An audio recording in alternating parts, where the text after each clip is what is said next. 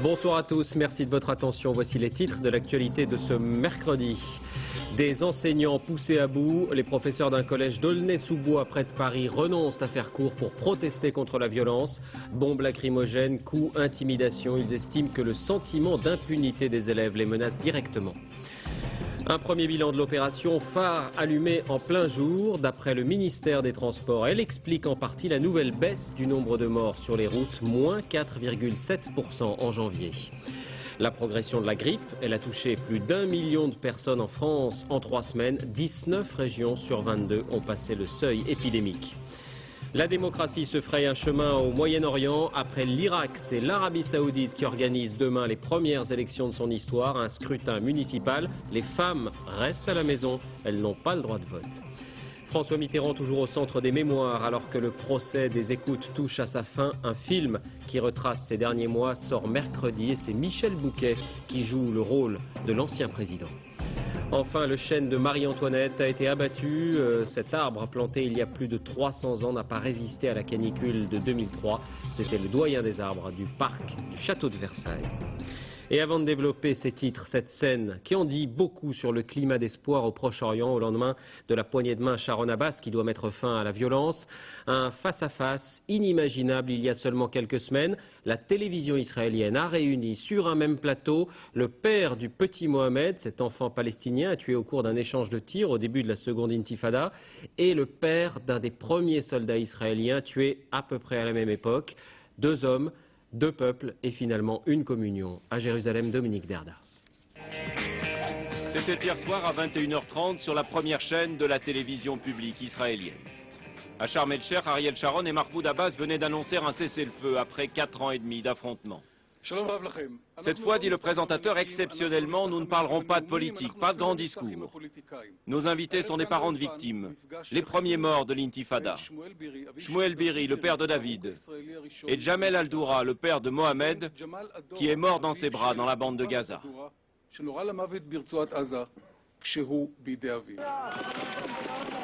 Symbole de l'intifada, l'image de l'agonie de Mohamed Al-Doura a fait le tour du monde.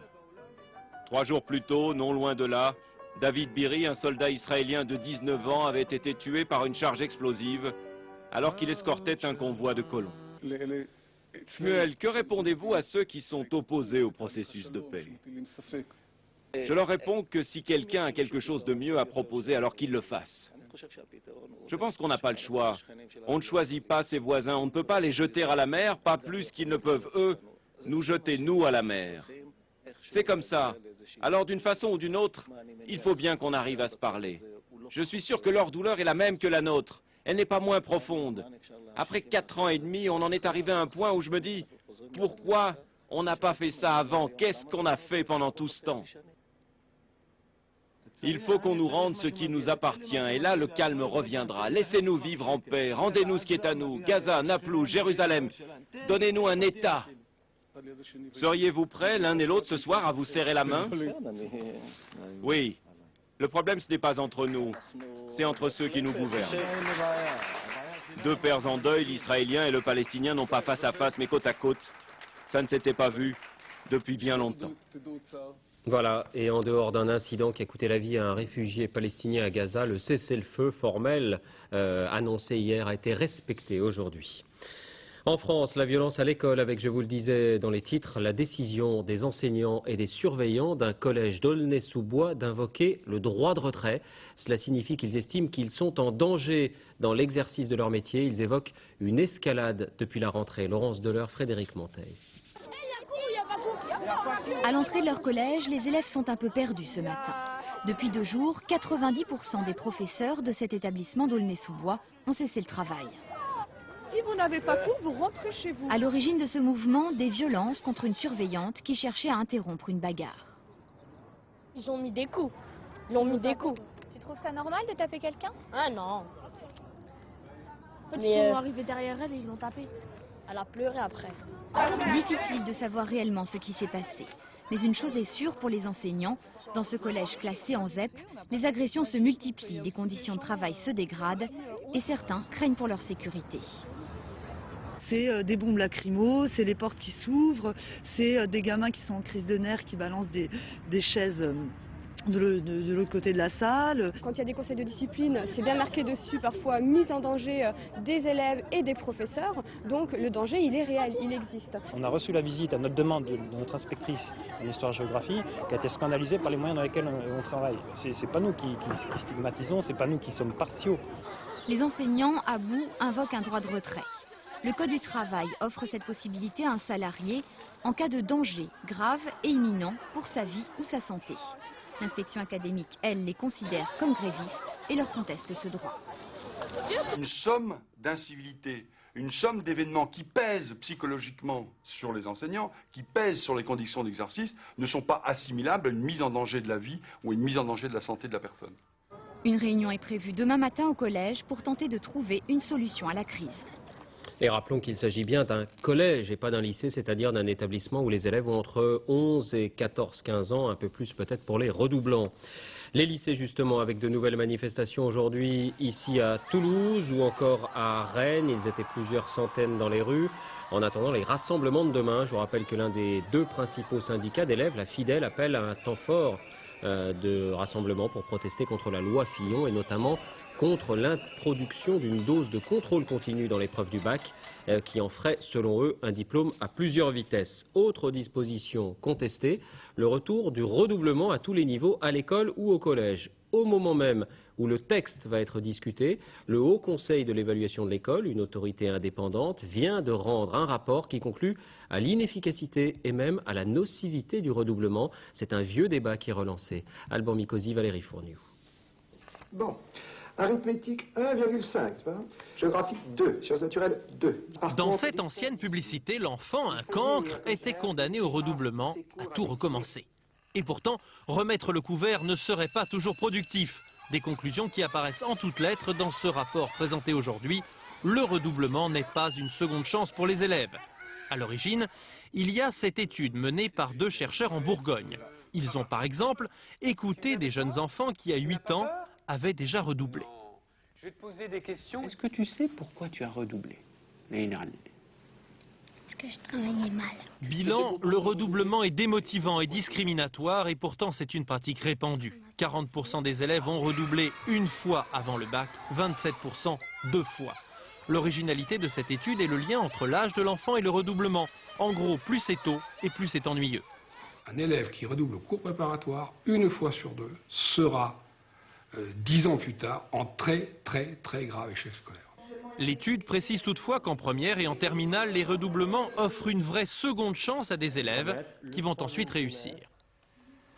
Voilà, un débat qui continue. La sécurité routière, le ministre des Transports Gilles de Robien a adressé aujourd'hui un premier bilan de l'opération Phare allumé en plein jour.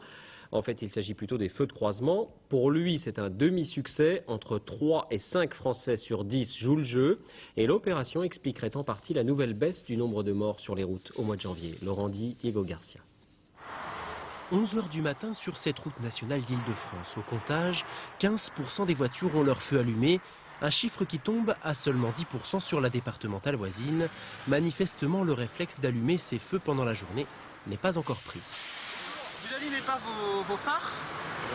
Non, je ne les ai pas allumés là pour l'instant, mais je les allume en général, oui. Si, d'habitude je mets, là j'oublie. Vous pensez que c'est important les phares allumés? Oui, parce que de toute façon pour moi ça va devenir obligatoire dans peu de temps, donc autant s'y habituer maintenant. Si la luminosité n'est pas bonne, d'accord, mais sinon je vois pas forcément la nécessité.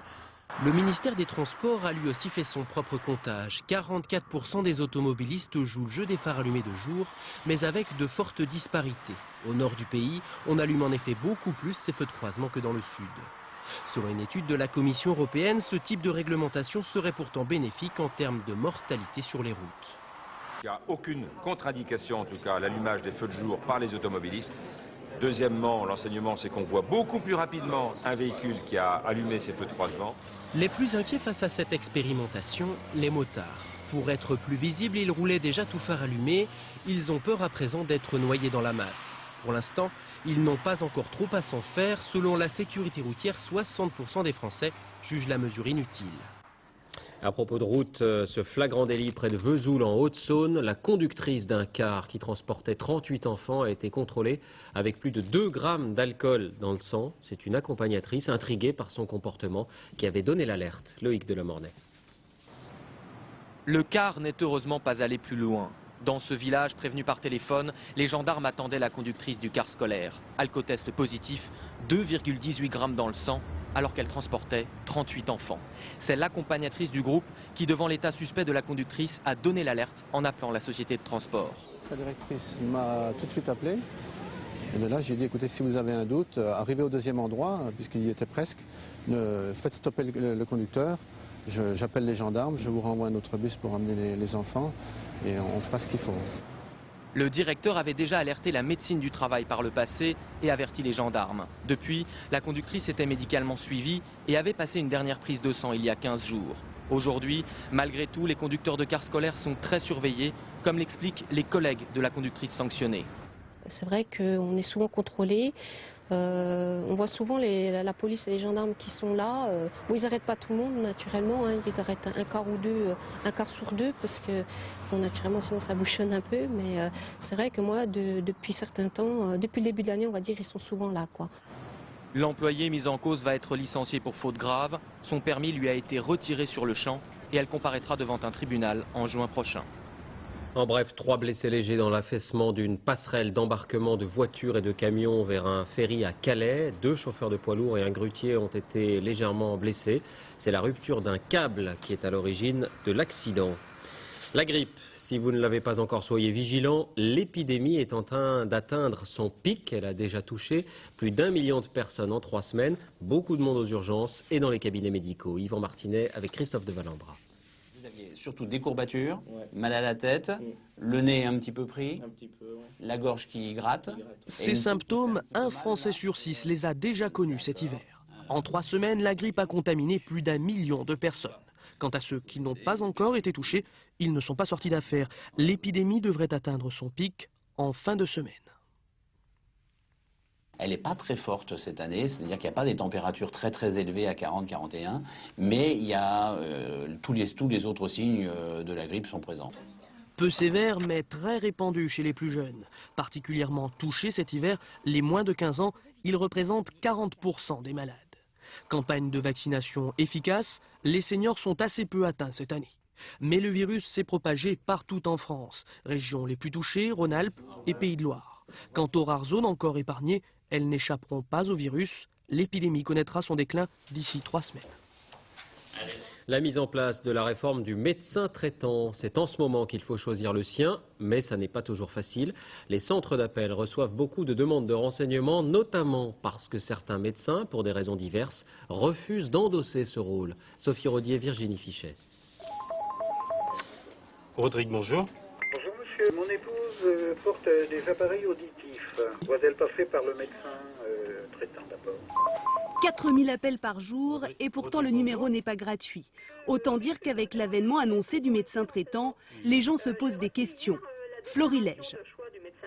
Si mon médecin est absent, est-ce que je dois prendre son remplaçant? Est-ce que je peux choisir un cabinet de médecin pour mon médecin traitant? Mes enfants sont sous mon numéro de sécurité sociale. Est-ce que je dois les emmener chez mon médecin traitant systématiquement?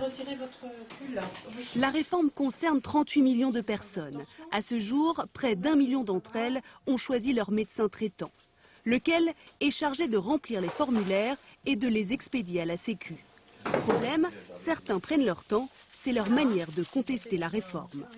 Un peu plus que 30. Mais quand vous êtes spécialiste du pied, je ne pense pas que vous êtes dans la meilleure posture pour être le médecin traitant de quelqu'un. Donc déjà, penser que tout le monde peut effectuer ce rôle est une erreur d'analyse profonde. Les réticences face à cette réforme viennent de s'enrichir d'une initiative peu banale. Sur ce site internet, il est recommandé de choisir pour médecin traitant un certain docteur Douste-Blazy. L'initiative, pour l'instant, a reçu quelques 1000 lettres de soutien. Voilà, 1 million de personnes sur 38 millions seulement ont choisi à ce jour leur médecin traitant. À l'étranger, un attentat de l'ETA, la voiture piégée à Madrid. L'explosion a fait une quarantaine de blessés légers près du parc des expositions où le roi Juan Carlos doit inaugurer ce soir une importante foire d'art. L'organisation avait appelé 40 minutes avant l'attentat pour prévenir. Attentat qui intervient alors que 14 membres présumés d'ETA ont été interpellés aujourd'hui dans le pays. Il n'y a pas de place dans la société pour des terroristes, a réaffirmé le chef du gouvernement espagnol, José Luis Zapatero. La suite et la fin de la visite de Condoleezza Rice à Paris, la chef de la diplomatie américaine, qui veut, on l'a compris, offrir un autre visage des États-Unis, avait souhaité visiter un conservatoire. Court moment de détente dans un programme chargé. Christian Autain, Sébastien Lafargue. L'émotion est palpable. Fini le regard de celle qui voulait punir la France. Ce matin, le chef de la diplomatie américaine a laissé tomber le masque dans ce conservatoire parisien. Rien de tel que la musique pour adoucir les relations franco-américaines. Sur cette fantaisie de Beethoven, la très mélomane Condoleezza Rice a vibré au diapason de ses chœurs. Devant elle, un public conquis, mais néanmoins intimidé. C'est impressionnant et comme elle est musicienne en plus, on se dit bon bah elle connaît quand même la musique, faut pas faire n'importe quoi, faut pas masquer toutes les erreurs. Diplomate, Madame Rice est aussi musicienne. C'est une pianiste chevronnée. Elle joue depuis l'âge de 3 ans. Mais pour sa première visite officielle en France, la secrétaire d'État n'a pas voulu dévoiler ce talent-là. Je voulais juste les écouter jouer. Mais la prochaine fois, je vous promets que je vais répéter quelque chose et je reviendrai le jouer devant vous. Je lui ai dit, la prochaine fois, vous venez donner un concert à Paris, vous nous offrirez ce que vous savez faire, parce que je crois qu'elle est douée. L'invitation est donc lancée et l'opération séduction réussie pour la secrétaire d'État, même si des points de discorde demeurent entre la France et les États-Unis. Oui, précisément, changement de ton quelques heures plus tard, alors que Condoleezza Rice s'est rendue à Bruxelles. Elle a critiqué l'Allemagne, la Grande-Bretagne et la France, qui ne tiennent pas, selon elle, un discours assez ferme à l'Iran sur le problème des armes nucléaires. Cela dit, ce réchauffement des relations franco-américaines a trouvé d'autres illustrations, avec d'abord l'ouverture ici à Nice du sommet de l'OTAN, en présence du secrétaire à la Défense Donald Rumsfeld. C'est la première fois depuis très longtemps que la France accueille une réunion de ce genre, de l'OTAN, mesure de sécurité exceptionnelle. On y discutera notamment de la formation des officiers de la nouvelle armée irakienne. Paris a promis d'y participer. Il y avait, vous le voyez, des manifestations.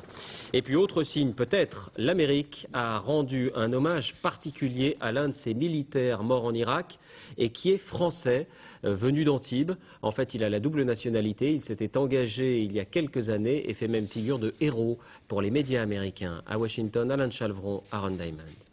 Le 16 novembre, la télévision américaine annonce la mort d'un officier en Irak. Le capitaine des Marines, auquel on rend ainsi cet hommage exceptionnel, est hors du commun, un héros charismatique, le chef d'une unité de commando adorée de ses hommes, un exemple. Il s'appelle Patrick Rapicot. Le héros, en fait, est français, autant qu'américain. Et ceci, c'est donc la médaille qu'il a reçue quand il a été tué. Le président nous a envoyé ce certificat d'honneur comme quoi les États-Unis étaient reconnaissants à Patrick de la vie qu'il avait donnée. Curieux destin que celui de ce jeune Antibois venu en Amérique en 1988 dans le cadre d'un échange scolaire. Il adorait l'Amérique. Je pense pas quand même qu'il reniait complètement ses origines, mais il était vraiment devenu américain. Sa chambre est le reflet de cette dualité. La tour Eiffel et la bannière étoilée. Le légionnaire et le drapeau des Marines. Patrick est d'abord un guerrier. Il voulait du risque. C'était, comment dire, en américain, on dit un warrior, c'est un combattant. Marines ou Légion, ce sera les Marines. Naturalisé en 1996, très vite il commandera une unité d'élite, un commando antiterroriste. Direction l'Irak. Premier séjour, il est blessé 5 fois. Il repart l'été dernier avec peut-être un pressentiment. C'est la dernière carte que Patrick nous avait envoyée pour notre anniversaire de mariage. Je vous aime avec tout l'amour du monde et plus même si je ne le dis pas assez. Votre fils qui vous aime, Patrick. Le 15 novembre, un kamikaze se jette sur son véhicule. Le capitaine Rapicot, 34 ans, est tué avec 2 camarades. Le Frenchie, comme on l'appelait, a été promu héros de l'Amérique. Il s'est battu pour que les Irakiens puissent prendre des décisions et être un peu libres. Alors il ne sera pas complètement mort pour rien. Moi, je ne pense pas comme Nicole, moi. Et donc vous pensez que votre fils est mort pour rien?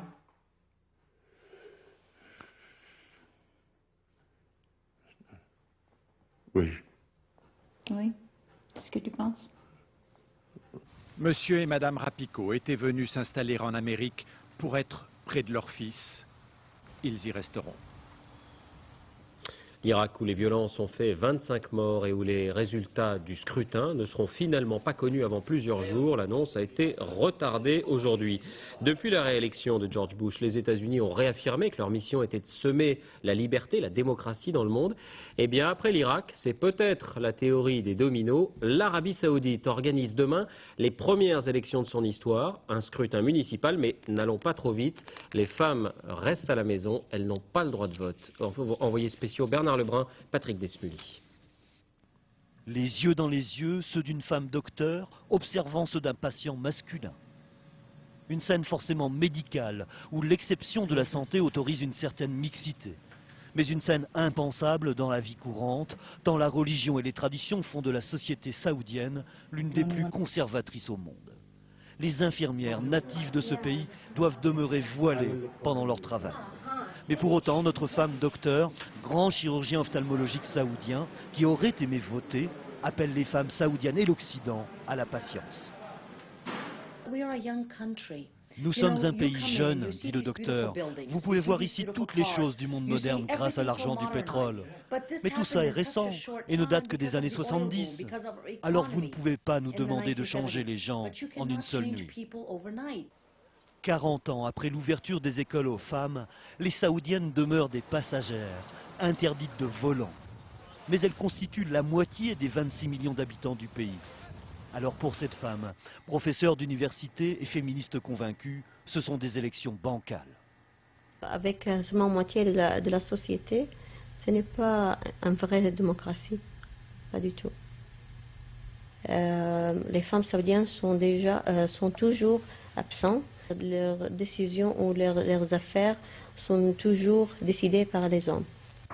Des hommes qui affirment aujourd'hui ne pas avoir interdit la participation des femmes, mais qu'elle est impossible pour des raisons pratiques. Mais promis, disent-ils, dans 4 ans, la prochaine fois, les femmes pourront voter, sans peut-être pouvoir se présenter. L'un des arguments invoqués par le ministère des Affaires religieuses pour prohiber la candidature des femmes est l'impossibilité, selon le Coran, de leur représentation photographique. Tout ceci est d'une logique implacable, pas de photo possible donc, pas de candidature possible. Un rappel, on est toujours sans nouvelles de Florence Aubenas et de son guide Hussein Hanoun. Leurs portraits ainsi que ceux de Fred Nérac et Guy-André Kieffer, disparus lui en Côte d'Ivoire, ont été affichés à Lyon, notamment sur la façade de l'hôtel de ville.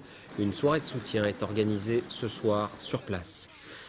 La politique, la réforme des 35 heures a été adoptée tout à l'heure par l'Assemblée. 370 voix pour, 180 contre. Le PS et le PC ont voté contre. Texte qui prévoit notamment de prolonger le régime spécifique pour les entreprises de moins de 20 salariés, le dépassement du contingent d'heures supplémentaires pour les autres et l'extension du recours au compte épargne-temps. Un texte qui doit être examiné maintenant par le Sénat. Ce sera à partir du 1er mars. Une série d'agressions contre des surveillants de prison aujourd'hui à Saint-Quentin dans l'Isère et à Douai dans le Nord, où un détenu s'est servi d'une brosse à dents qu'il avait taillée en pointe. Le surveillant a 10 jours d'arrêt de travail. La surpopulation dans les prisons, on le sait, est à l'origine de tensions grandissantes.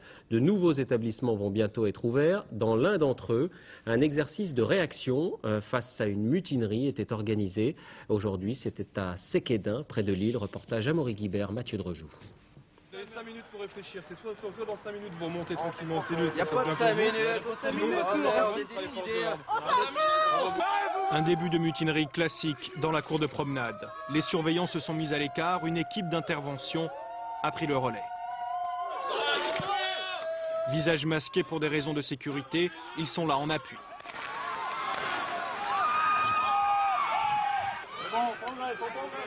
L'assaut est donné par une compagnie de CRS. Cela a beau être un exercice, tous jouent leur rôle à fond. Dans un premier temps, comme dans toutes circonstances, on identifie les meneurs, parce qu'il y a toujours des gens qui sont là pour inciter les autres. Donc en priorité, c'est ces gens-là qu'on essaie de cibler et d'interpeller, en espérant que ça permettra à la suite de calmer la situation. Mais pour la suite de l'exercice, la situation empire. Les hommes de l'équipe d'intervention reprennent la main. On a 10 détenus qui sont retranchés dans la zone socio-éducative. Pour quelques détenus, ici joués par des policiers, une trentaine d'hommes lourdement armés. Ce sont d'anciens surveillants, des volontaires spécialement entraînés et destinés à agir sans trop de ménagement face aux mutins.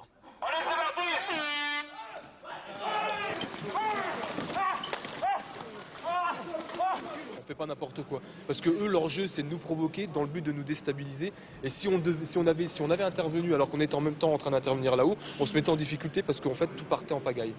Tout l'intérêt de ce genre d'exercice, c'est le dosage de la force pour éviter les dérapages. En novembre 2003, lors de la mutinerie de Moulins-Isère, des détenus ont été molestés pendant l'intervention. Aujourd'hui, surveillants, équipe d'intervention et GIGN se renvoient la balle. Le procès des écoutes de l'Élysée touche à sa fin. Aujourd'hui, les prévenus ont tenté une nouvelle fois de justifier l'action de la cellule de François Mitterrand.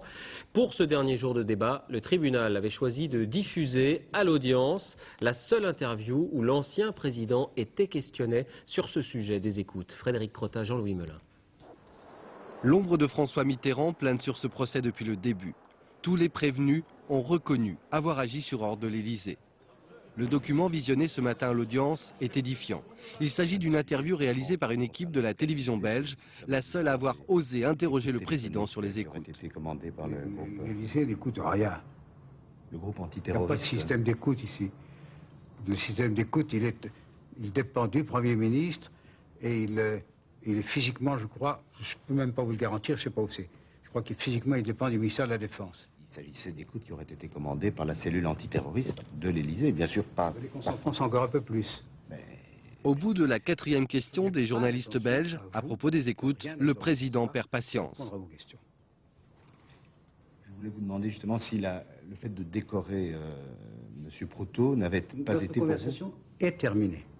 Le préfet Proutot, qui dirigeait la cellule, confirme aujourd'hui qu'il avait toute latitude pour mettre des dizaines de personnalités sur écoute.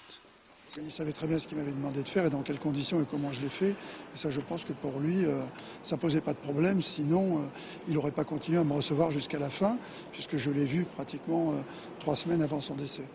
À l'époque, un des hommes les plus dérangeants pour François Mitterrand fut sans aucun doute Edoui Plenel. Journaliste au Monde, il fut avec Jean Edernalier le plus écouté. Cet homme a abusé de l'autorité de l'État pour protéger ses propres secrets privés et du coup, il a laissé violer la vie privée de toutes sortes de personnes, de toutes sortes d'individus, par unique suspicion politique. Le réquisitoire de ce procès fleuve sera prononcé dans le courant de la semaine prochaine. François Mitterrand qui continue à susciter l'intérêt, en bien ou en mal. Coïncidence de l'actualité, c'est mercredi que sort le premier film de cinéma consacré à sa vie, ou plus exactement à la fin de sa vie. Un film événement, c'est Michel Bouquet qui a été choisi pour tenir son rôle. Pascal Deschamps, Bernard Puissesseau. L'an prochain, ce sera mon successeur qui vous exprimera ses vœux. Là où je serai, je l'écouterai. Je l'écouterai, le cœur plein de reconnaissance. François Mitterrand côté coulisses. Latché, décembre 1994. Dans cette scène, le président écoute ses vœux enregistrés, ces derniers. En mai, Jacques Chirac sera élu, lui mourra quelques mois plus tard. C'est donc un Mitterrand de fin de règne que le film fait revivre.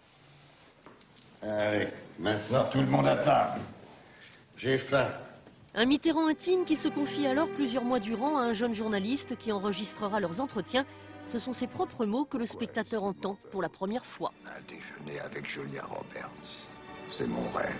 J'aimerais bien me promener avec elle en Twingo dans la 5e avenue. Pourquoi en Twingo? C'est le cadeau d'adieu du Parti socialiste. C'est un Mitterrand qui laisse échapper des choses. C'est un Mitterrand de cassette. Donc il laisse passer des choses comme ça qui n'ont rien d'officiel. Et qui sont son être intime. De Gaulle, merci. Si on lui enlève le 18 juin, il ne lui reste pas grand-chose. Moi, j'aurais au moins duré 14 ans. J'ai essayé d'être nimbé par son aura et d'entrer dans son manteau et de me calfeutrer dans son manteau. Le film mélange ainsi l'intime et le politique, mais chez Mitterrand, les réflexions de l'homme d'État et celles de l'homme tout court à l'approche de la mort se confondent. Je suis le dernier des grands présidents. Après moi, il n'y aura plus que des financiers et des comptables. Ce n'est pas un hasard si c'est un réalisateur, ancien militant communiste, qui a accepté le défi, une manière aussi de questionner un bilan. Le point de vue j'avais en 80, c'était un point de vue politique. C'était l'histoire en train de se faire. Donc à ce moment-là, je me battais contre Mitterrand toute la journée, enfin, façon de parler. Bon. Évidemment, je dirais avec le recul, j'ai une position différente. Donc par exemple, je me dis qu'il y a des choses auxquelles il ne pouvait rien. Voilà. Un portrait qui ne changera sans doute pas l'opinion de chacun. La droite déteste qu'on la trahisse. Mais une plongée unique dans l'intimité et la complexité d'un homme de pouvoir. Pour la première fois de son pontificat, Jean-Paul II a manqué la célébration du mercredi des cendres qui marque le début du carême. Il va pourtant vraiment bien, ce sont les mots du chef des évêques italiens qui lui a rendu visite aujourd'hui. Le carême, c'est la période de préparation de la fête de Pâques, période de pénitence, de jeûne pour certains et de partage. Fanny Auvergne, Vincent Ferreira. Premier jour de carême, mais pas question pour les enfants de sauter le goûter. Les enfants ne font pas le jeûne, comme vous pouvez constater. Catholique, pratiquante, Claire Bénard est mère de 4 enfants. Pour elle, le carême se vit en famille, plus qu'une habitude, un besoin. Chacun d'entre nous, qu'on soit croyant ou pas, on s'aperçoit bien que dans notre vie quotidienne, on est très pris par tous les événements, le rush de la vie, les enfants, le travail, les transports en commun, et que ça fait du bien de se poser. Et ce temps de carême, c'est un temps que nous donne l'Église justement pour se poser et se dire, prenez du temps pour vous, pour les autres, pour Dieu. En ce premier jour de carême, il est question d'humilité et de son symbole, la cendre. Dans les églises, le rituel fait écho à l'évangile. Souviens-toi que tu es poussière et que tu redeviendras poussière. Sinon, c'est aussi le temps des bonnes résolutions. Par exemple, que je vais me priver de choses que j'aime. Comme quoi, Comme me priver d'1 heure de Lego, par exemple. Moi, je vais arrêter de me disputer avec mon frère et je vais lui prêter mes affaires. Les sondages nous enseignent qu'un Français sur 5 prie au moins une fois par semaine. Aujourd'hui, ils étaient sans doute un peu plus nombreux, à chacun sa façon d'aller vers la lumière. La contrefaçon, on le sait, n'a plus de frontières, eh bien elle n'a plus de limites non plus. Après la maroquinerie de luxe, après les jouets ou les DVD, c'est au tour des produits alimentaires d'être copiés. Vin, fromage, eau minérale, rien n'arrête les faussaires. Paul de Genève, Jean-Jacques Le Garec. Jusqu'à présent, les contrefaçons, c'était ces montres, ces produits de luxe de grandes marques. C'étaient ces jouets arrivés par containers entiers dans les ports européens. Mais depuis peu, les contrefacteurs s'attaquent également aux produits alimentaires. Exemple avec le thé. Cette maison en importe et en vend depuis plus de 150 ans. Une marque haut de gamme qui compose elle-même ses mélanges et qui fait forcément des envieux. Ici, voilà notre sachet de thé. Et ici, voilà un sachet trouvé dans un magasin, totalement contrefait. On utilise le nom et on essaye de faire un faux mélange qui s'approche. Donc on trompe le consommateur et on le trouble, oui. Faux thé, faux champagne ou non grossièrement détourné, les faux produits alimentaires ont même leur vitrine au musée de la contrefaçon. Premier touché, les alcools et spiritueux, mais aussi les grands classiques du fromage ou de l'eau minérale. Et si l'emballage est ressemblant, en revanche, le produit, lui, est une pâle imitation. Les eaux minérales que l'on croit boire et être celles de grandes marques des grandes montagnes de France sont tout bêtement de l'eau de robinet mis dans des bouteilles qui sont soit fabriquées pour l'occasion, soit recyclées. Ce que cela veut dire, c'est qu'un grand vin est en fait une épouvantable piquette. Ce que cela veut dire, c'est qu'un champagne, c'est en fait du vin blanc avec un peu de bicarbonate de soude. Mais la France, qui importe moins de denrées alimentaires que ses voisins, est encore peu touchée par ce phénomène. La chute d'un géant, le plus vieil arbre du parc du château de Versailles, a été abattu aujourd'hui, planté en 1681. On l'appelait le chêne de Marie-Antoinette, car la reine, dit-on, aimait profiter de son ombre. Éprouvé par la tempête de 99, il n'a pas résisté à la canicule de 2003. Marie-Hélène Bonneau, Carole Gréco.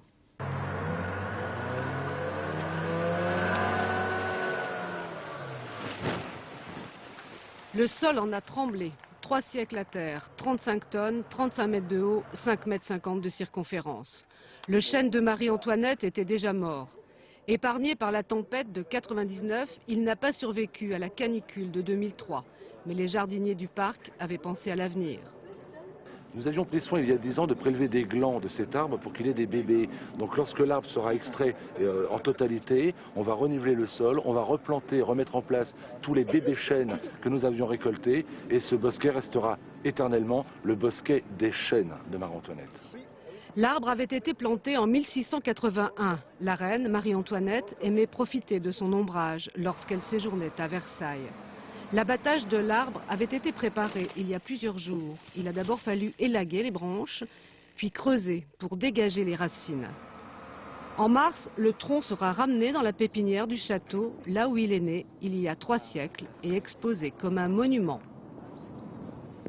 L'environnement, c'est la saison du panotage. Le panotage, c'est la capture des animaux pour les compter et les utiliser comme reproducteurs. Dans la forêt de Chambord, la chasse aux cerfs est ouverte. Sophie Mézel. L'animal est pris au piège dans un filet, mais tout doit être fait pour qu'il ne soit pas blessé. Et pour l'immobiliser, plusieurs hommes sont nécessaires. La technique s'appelle le panotage et il est utilisé depuis 5 siècles. Je mets pas au milieu de là. Faut pas en avoir peur. Là, il risque rien. Et nous non plus. Il a la force de vous soulever là. Oh non, pas comme il est pris là. Seules les bêtes qui peuvent servir de reproducteurs sont conservées car le cerf de Chambord est réputé pour sa pureté et sa robustesse. On a atteint notre objectif, c'est-à-dire que Chambord a permis le repeuplement de toutes les forêts françaises en cervidés et que maintenant la demande française est quasi nulle, sinon exceptionnelle.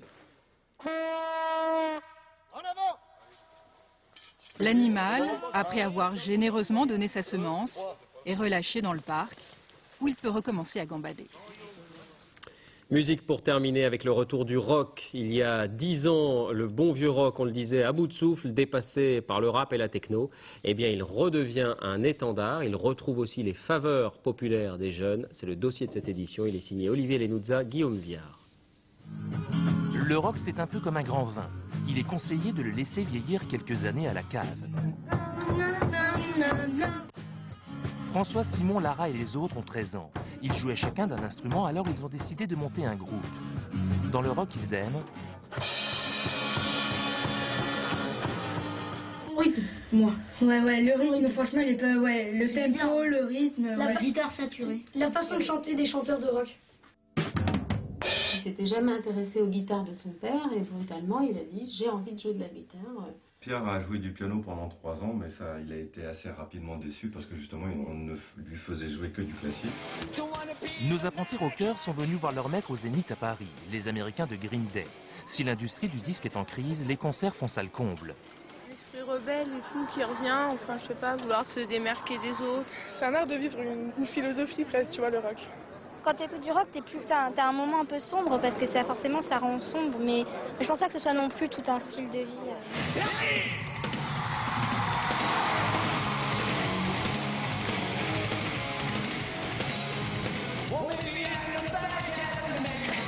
Cette chanson de Green Day a caracolé en tête des ventes un peu partout dans le monde. Les paroles claquent, les guitares cognent. Keith Richards des Stones a fait des petits.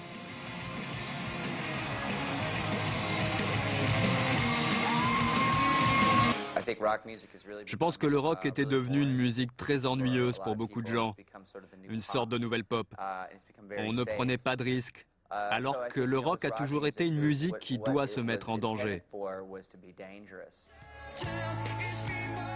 Il s'appelle Linkin Park. Sum 41. Marilyn Manson, le cauchemar des parents.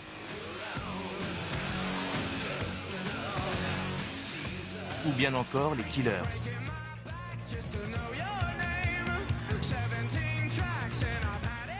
Est-ce que tu connais ça, The Killers? C'est clair, c'est mortel. Tous ces groupes vendent des millions d'albums. Les médias suivent, la radio réagit. C'est une forme d'irradiation du rock on va dire, sur les radios, sur les médias en général. Ce qui veut dire que nous avons une progression d'audience en part de marché qui a été significative puisque nous avons gagné en part de marché plus d'un point grâce à ce genre musical. Les enfants du rock aiment les nouveaux groupes, mais n'oublient pas les glorieux aînés. Un morceau de Nirvana, bientôt ils découvriront peut-être Hendrix, les Stones, s'ils en ont de la chance. Le rock a 50 ans et s'offre une énième cure de jouvence. Image spectaculaire aujourd'hui à propos de la traversée de la Manche, un bateau qui va plus vite qu'un avion, l'hydroptère, ce trimaran qui s'élève au-dessus des flots, a battu le record symbolique de traversée du bras de mer établi par Louis Blériot en 1909. Il a mis donc moins de 37 minutes avec des pointes à 44 nœuds de vitesse, c'est énorme. L'entraîneur du PSG limogé, Vahid Halilodzic, a été démis de ses fonctions hier soir. Une décision qui intervient après plusieurs mois de crise et une nouvelle défaite il y a 3 jours face à Lens. Et c'est Laurent Fournier, ancien joueur et entraîneur de l'équipe de réserve, qui a été choisi pour le remplacer. Premier test crucial dimanche prochain. Le PSG reçoit Bordeaux en 16e de finale de la Coupe de France. Fin de ce journal, merci de l'avoir suivi. Tout de suite la météo, Patrice Drevet. 21h, un téléfilm, un jeu dangereux avec Caroline Cellier. 1h, dernier journal, Jean-Claude Renaud. 1h20, des mots de minuit, Philippe Lefay. Dès 6h30, Télématin autour de William Lémergie. On se quitte sur ces images de froid polaire qui s'est abattu sur l'Europe centrale. Image ici de Roumanie où les côtes de la mer Noire sont complètement prises par les glaces. Dans le centre du pays, la température a même atteint un record, moins 36 degrés. À demain.